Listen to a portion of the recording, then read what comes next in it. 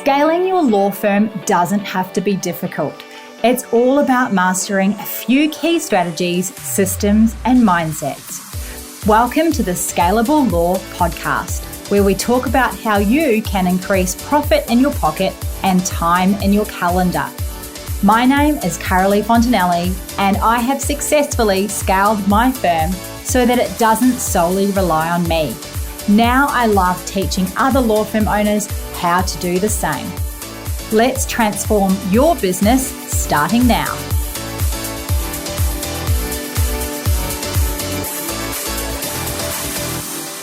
Welcome to another episode of the Scalable Law Podcast. I am your host, Carolee Fontanelli, and I'm so glad that you are here joining me in June. If you are in Australia, you will know that this is the pointy end of the year where it is the end of the financial year. We are nearly halfway through the year, which means halfway to Christmas. Literally, Christmas is 6 months into the future. It's just around the corner. I feel like this year has gone so quickly. So today I wanted to talk to you about why and how it's really important to be reviewing your law firm's performance over the last 12 months. Now, it doesn't matter where you are in your journey as a law firm owner, whether you have been traveling along the road for quite some time or whether it is your first year in business, it's still really important to have a look at the year that has been and to really review it. In my view, you can't really set realistic goals moving forward if you don't know where you've come from. So it's really important to take the time and to review your law firm's performance as the year or the end of financial year approaches. And boy, is it approaching really quickly. So in this episode, we are going to discuss the key areas that you should review to ensure that your law firm has the best opportunity to perform at its best as you move into the new financial year when July ticks over. So let's dive right in. The end of the financial year presents an excellent opportunity for law firms to assess the performance that has been going on in the firm and to make informed decisions about the year ahead and what the year ahead might look like. It's really crucial to analyze the health of the finances of your firm, the revenue, the expenses, what the profit margin was, how each individual lawyer in your team performed, and maybe it's just you in the firm. So how did you perform as a lawyer in your team? And to really take a closer look at the financial statements, including your balance sheet, income statement, and cash flow statement. All of those things are really important to have your head wrapped around because you are going to be having meetings with your accountant and making sure that everything is tickety-boo in your firm. And to make sure of that, you actually need to understand it yourself. And I think so many times we don't really understand or we're not reviewing it. We're just in this zone of go, and we don't spend the time that's required, which really does help us do things like reducing your overheads and expenses or increasing your billable hours, whether it's you as a law firm owner that are producing billable hours or someone on your team. So along with the financial performance, it's really essential also to evaluate your firm's client base. Are the clients that you are attracting the ones that you really want to be attracting in your law firm? How would you like things to be different in that year to come? Have a look at the clients that you've had in the last 12 months and identify out of the clients you've had your most valuable clients and the service that they require. Is this what you are offering? Is this what you want to be offering? Can you hone your offerings in more so to these ideal clients of yours? Is there a type of client that has consistently been bringing in significant revenue? Is there a way of getting more of those types of clients? And then also on the other hand, over the last 12 months, have there been clients who are less active or maybe really hard work, the ones that complain all the time, and they're really draining on profit and revenue rather than helping you increase it. And how can you stop attracting those clients? Or maybe you need to put some systems in place so that you are making sure that those clients are not the ones that are coming in for initial appointments, or they're not the ones that you're engaging with. You're not sending cost agreements out to those clients, because often those clients really do drain you emotionally, and they can also drain your profit margin as well. So have a look at that and really understand who those people are and if there's a pattern there.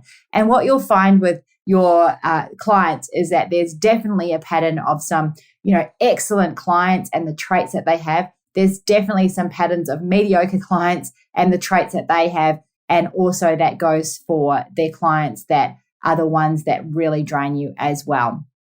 So understanding your client base is going to help you make strategic decisions regarding retention and acquisition.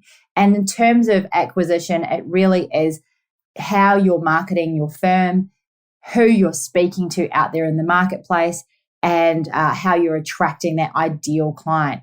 If you can create a business or a law firm in the next 12 months where you're attracting 80% of your ideal clients, imagine how much that can change your business over the next 12 months.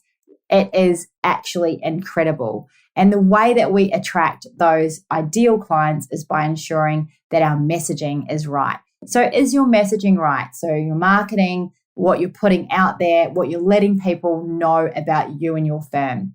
So those are just some things to think about there. And that leads me on to talking about another really crucial aspect to review, and that's your law firm's marketing and business development efforts. Evaluating what your marketing strategies have been in the past year and what you might like them to look like over the next 12 months. Have your digital marketing campaigns generated leads and brought you in new clients? How much has that cost you? And how much revenue have you received from those marketing efforts? You should really know these numbers. So that will really help you move the needle forward in the next 12 months if you do know those numbers. So the numbers are, for example, spending $50,000 on Google Ads over the last 12 months. And from that, you've received a revenue of $1 million, for example. So whatever your efforts have been, what has that cost you in time and finances? What's the investment been? And what's the outcome been for receiving, retaining clients through those efforts?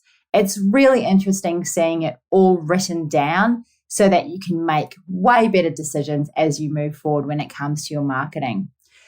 In terms of your website performance, social media engagement, and Google reviews, how has that been going? How many clicks are you getting on your website? How many people are landing on your landing pages and phoning you from certain phone numbers that are on your website? What sort of engagement have you been getting on your social media? And how many reviews have you got? It's really interesting looking at all that because, if you are not receiving many Google reviews, how can you increase that? Now, I've got a whole podcast about how you can get more Google reviews, but that's also the sort of thing that we talk about a lot inside Scalable Business Lounge. Honestly, identifying these areas where you are lacking and the things that you can do more of, it really does help you move forward into the next year. It can improve your online presence, your brand, and really help to shape your business moving forward over the next 12 months. So really looking at it and evaluating where you're at is so, so important because you can see then all the opportunity that you have as you move into this new financial year. So it's actually so, so exciting when you think about it like that. Next up, I want to talk to you about efficiency in your law firm and productivity. This is a key factor in your law firm's success, and particularly if you're a law firm owner who wants to get off the tools and work on the business rather than constantly in your business. If you have the right efficiencies and productivity tools which are things like the right tech stacks, you have the right systems and processes in place, you have the right team members in place, it will make a massive difference in your business. Are there things in your business right now that are really onerous and they take lots of time? If there are, how can we improve those things? What are the bottlenecks and inefficiencies that hinder your productivity in your law firm? Have a look at those. What are some things this last 12 months that you can think of that have been areas where you've been putting out fires and dealing with drama? If we can identify those, we can then create new efficiencies and systems and processes that can really help your business. I know for me in my law firm, I am one of the biggest bottlenecks there when it comes to lots of tasks. Things that I hate doing, I end up putting off and putting off and putting off, and then I end up being completely inefficient and really bottlenecking things up. So if there's anything like that that you hate doing, what can you delegate off? What can you get rid of in your law firm and give it to someone else? Even if you're a solo practitioner, there's so many opportunities and options out there for offloading tasks, whether it's on Upwork or Fiverr, hiring a VA, or using different services like answering phone services. What are some of the tasks and things in your law firm that you can streamline, like workflows or adopting new technologies or investing in automation tools to make things more efficient?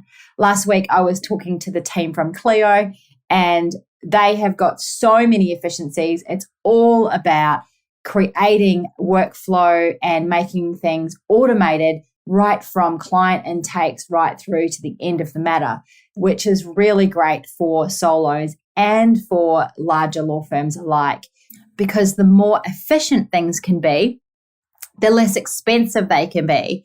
And that makes you more profitable. And then you are getting in the zone of genius of working smarter and not harder, which is what I am all about. If you've been listening to my podcast for any amount of time, you will know that's what I love about being in business, is finding ways to make things more efficient, more streamlined, and easier so that the business functions at a whole new level.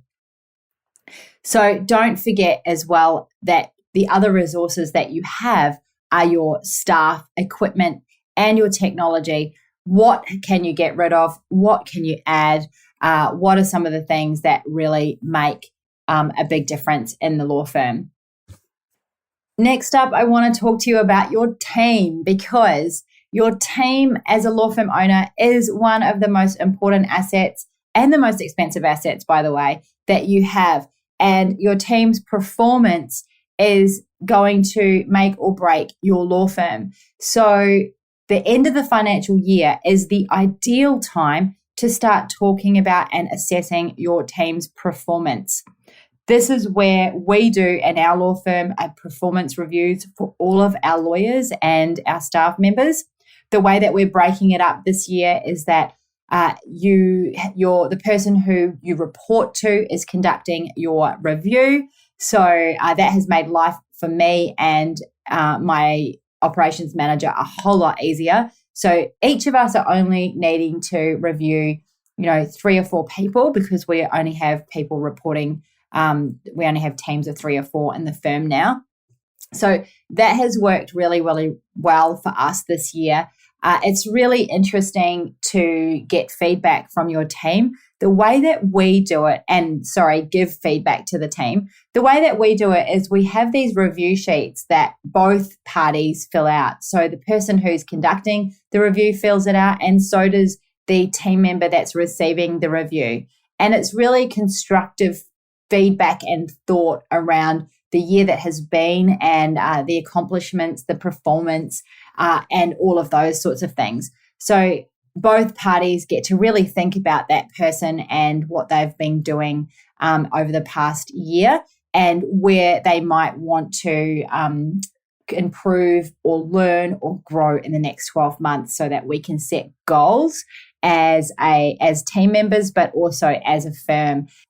If we can all grow individually, it means that we can grow as a team and become a stronger firm. And I love to be able to give people in our team the opportunity to grow, the opportunity to up level, and to create more for themselves as they move through their career in my law firm. So yeah, the end of financial year is definitely the right time and a great time to be conducting those reviews, and also to be considering if there should be a pay rise or not for those team members and what needs to happen in the future. So lastly, I want to talk about professional development initiatives. So what does that look like for your firm in the next 12 months? How did it look in the last 12 months? What worked? What didn't work? So we've tried all sorts of things in our law firm for professional development. Professional development can be really expensive, but it can also be really inexpensive if you are innovative. And it can also be really boring, or it can be where people aren't learning and aren't growing from it. But it can also be an opportunity where they can really learn and grow and up level. So again, putting time, effort, energy into your team and helping them grow and prosper is really important. So how do we want to do that with our professional development? What worked last year? What didn't work? So in previous years, to give you an idea of what we've done things like a team retreat where everyone has to deliver CPD learnings. We have done lunch and learns over a 12-month period where we get different people in to speak about different topics to do with our practice area, which works really well. And we've also attended conferences. Obviously, the attending conferences is really expensive, but it also works as a really great reward for your team if they've been working really hard. They really appreciate it as well, and it can be excellent for learnings. So what's worked for you? What hasn't worked for you? What have your team loved? What haven't they enjoyed? And identifying really the gaps that need to be addressed over the next 12 months, and how you want to implement a comprehensive professional development plan for your team over the next 12 months. So what does that look like? So that really wraps up our discussion on the key areas to review at the end of financial year to ensure that your law firm is performing at its best. Honestly, taking the time to assess your firm's financial health, your client base, what clients you're attracting, what ones you don't want to be attracting, what marketing strategies you've got in place, your operations and how streamlined or not streamlined things are running in your firm, your team's performance, and also your professional development initiatives. This is going to set you a really strong foundation for the success of your firm as you move forward.